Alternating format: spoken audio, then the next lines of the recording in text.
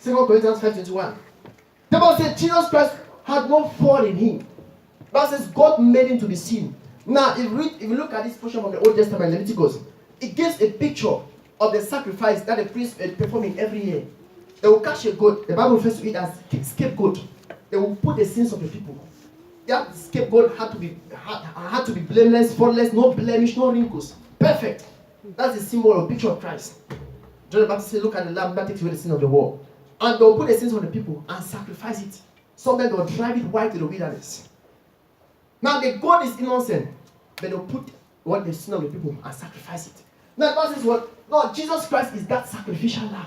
That's why I say we're not redeemed with perishable things like gold and silver, but with the blood of Jesus. That is why you reject salvation now, you have to pay for it later on with your own blood.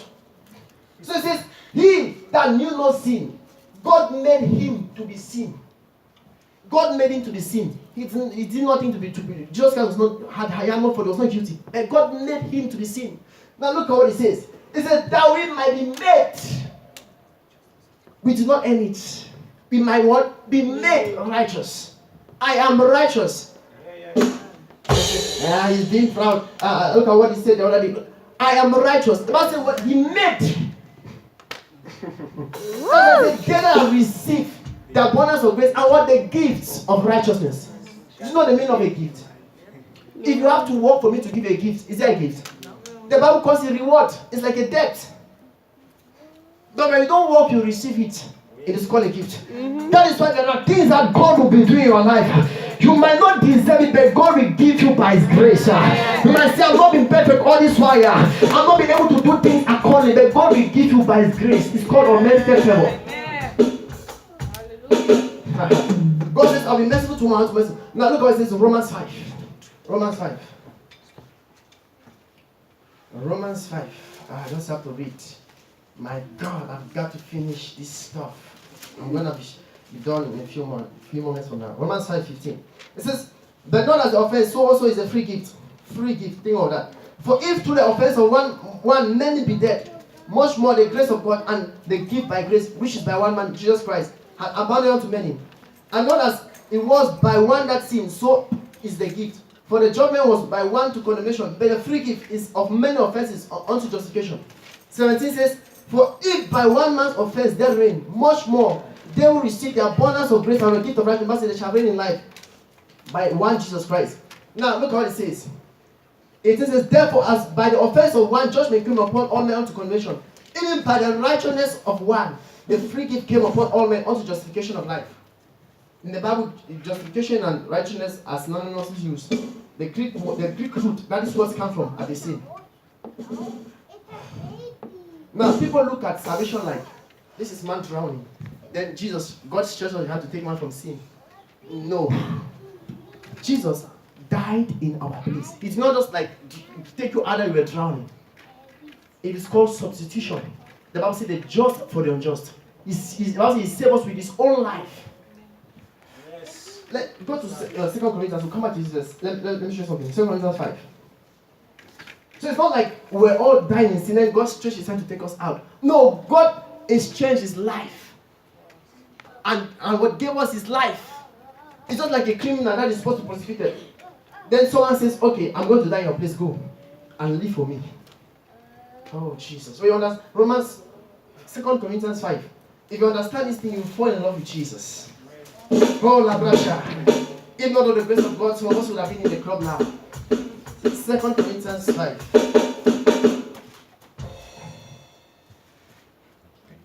2 Corinthians 5. He's waiting for the Second verse. 2 Corinthians 5. Okay. Verse 14. Oh. It says, for the love of Christ constrained us. The love of God should be what should constrain you to do anything for God. That's why Paul says, even if I give my body to be born without love, every man's work shall be tried by love.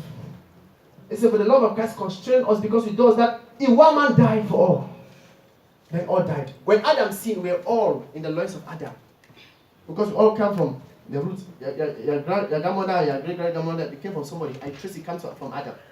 So when Adam sinned, everybody sinned. But also, when Christ was on that cross, he took the whole world. Wala Muslim, wala Buddhist, Hindu, everybody to himself. They say, with joy that one man died. Oh, Shabradika. All died.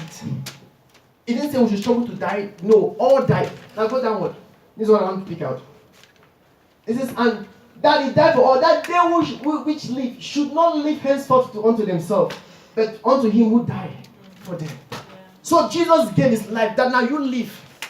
You are supposed to be killed because of your crime. You are guilty. But I'm taking your place. Now go and live for me. When you understand this thing, you consecrate yourself to God. That's why in 2 Corinthians 6, verse says, you are bought with the price. It says, therefore glorify God in your body.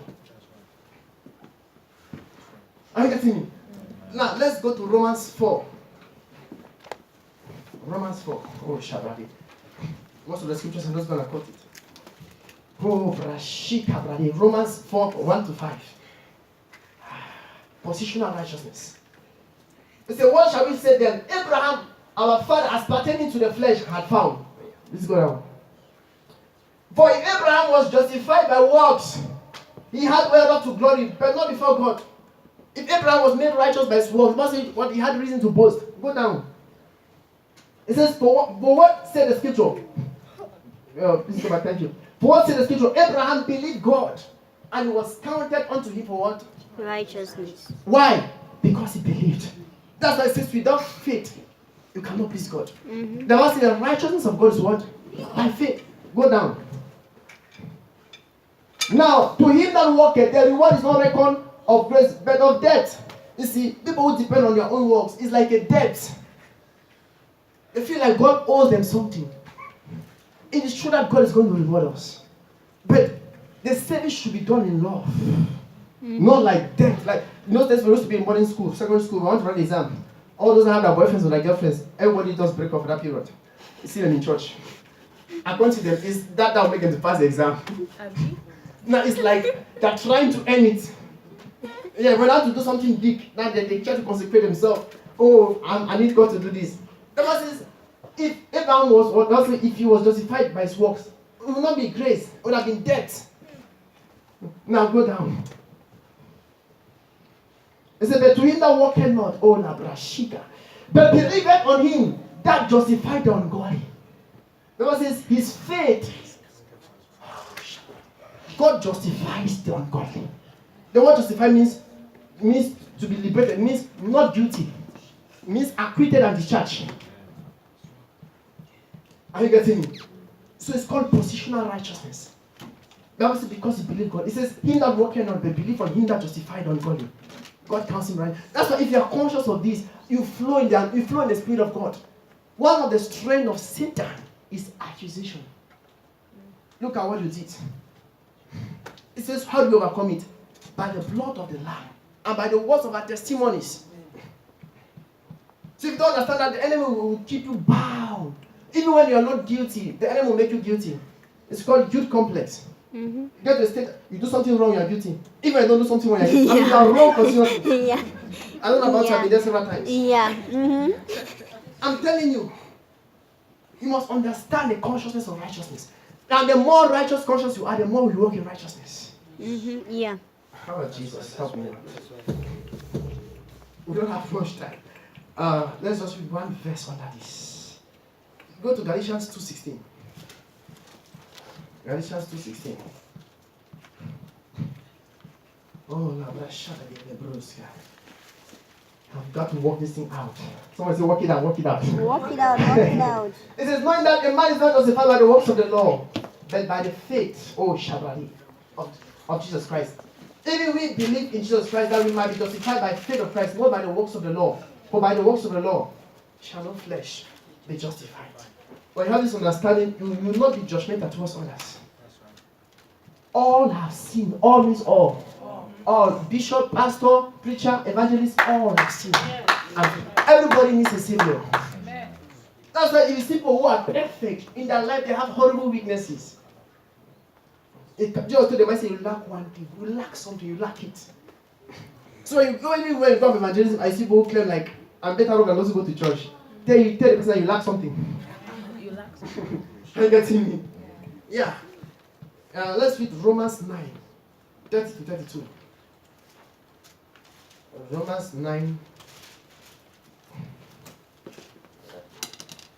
30. It says, what shall we say then? That the Gentiles who follow not after righteousness have attained to righteousness, even the righteousness which is of faith. But Israel, which followed after the law of righteousness, had not attained unto the law of righteousness. Whereof, because they sought it not by faith, but as it were by the works of the law, for they stumbled at the stumbling block. It said the Jews pray. If you want to see people pray, go to Israel. A man of God talking to Duncan William. He said, went to Israel, my God, they went to what they call the Wailing Walls of Jerusalem. Those people pray day and night. He said the wall is blasted, painted, and the colors ordered. The Jews pray, I said, how many times? Is it 6 or 5 times a day? The Jews. They pray. Bible says they are not attained unto righteousness because they reject Jesus. The Bible says they sought it as though it was by works. You see that? He said, but the Gentiles that have not followed, they've also what? They have received it by faith in Jesus Christ. That's why I said your motive for everything you do for God should be love. Are you getting me? Now that does not mean that you should not work for God, you should not pray, you should not fast. I do all those things, but with an understanding, not to attain. Are you getting me? Now let's go to the last level of righteousness. This one is very short. Practical righteousness. Say practicals. Practicals. Say practicals. Practicals. 1 John chapter 3 verse 7. Practicals. 1 John 3:7. Oh my God, I'm fighting time. Let me just read. I have just 2 verses here or 3 to read. 1 John 3 verse 7. It says, little children, let no man deceive you. He that doeth righteousness is what? Is righteous. Even as he is righteous. Now, no, that's why if you don't study the Bible, you think that the Bible contradicts itself. Yeah. It says, let no man deceive you. He that doeth righteousness is righteous. Now, a lot of people run the grace message. Now we are saved by grace, not of works. And they live a lascivious life. Jude was talking about it. It says, many people have turned the grace of God unto lasciviousness. In Titus, the Bible says what? Is it the grace of God that brings salvation? The Bible says what? He teaches us to live in godliness and in sobriety, to be sober and to separate from worldly things. So, grace is not a license to sin. Paul says we should not continue in sin that grace might rise. It says God forbid. So, grace empowers you to live in righteousness. Now, positional righteousness gives you the ability to practice righteousness. So, God expects you to practice righteousness. It says, present your bodies as a living sacrifice, holy and acceptable unto the Lord. It says, which is your reasonable worship. So it says, see that doing righteousness what? Is righteous. Practice. Now, the point is that people don't understand the position of faith. So they walk and they feel like they are righteous because of their works. I get me. Now, those who preach grace, they take it to the extremes. But you must understand that it comes by faith. But faith without works is dead. If faith is alone, then it is dead. James says, show me your faith, I will show my faith by my works. So, practical righteousness is practicing righteousness. So if you believe in Jesus, live like it. It says, he that nameth the name of the Lord, let him depart from iniquity. Are you contradicting yourself? The Bible is very simple. It takes a confused preacher to confuse him. Acts chapter 10 verse 35. Acts 10 verse 35. Practical righteousness. At least they have to be balanced. What I'm sharing with you, I've studied it over the years. And it has shaped my reasoning. Acts chapter 10. It says, but in every nation he that feared him and walketh righteousness is what? So you should walk righteousness. Are you getting? That's why it says walk out your own salvation. Now you're not walking it by self-effort. You're walking because Christ has already walked it out in you. Are you getting me? So it's called practical righteousness. If you are in the war, you leave the war, you come to church, I still do the things you do in the war, what is the difference? No, what is the difference? So grace empowers you. The Bible says the strength of sin is the law. That's what the Bible says. The strength of sin is the law in 2 Corinthians. Then in Romans 6 verse 14 it says, oh Labrasha, it says sin shall not dominate you because you are not under the law but you are under grace. So grace empowers you to walk in righteousness. Hallelujah. Amen. The last scripture for the day, Romans 6, 11 to 13.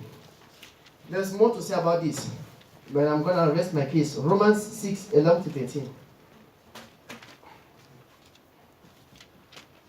So we should practice righteousness. Let your life reflect God.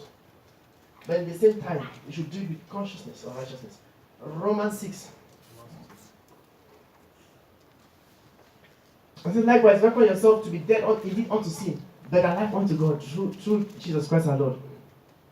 Let no sin therefore reign in your mortal body, that you should obey in its laws thereof. Neither ye your members as instruments of unrighteousness unto sin, but ye yourself unto God as though that are alive from the dead, and your members as instruments of righteousness unto God. Now, Paul is talking about consecration. So he says, you are dead to sin. You are dead with Christ. It's a historic fact. Jesus died for you and he died with you.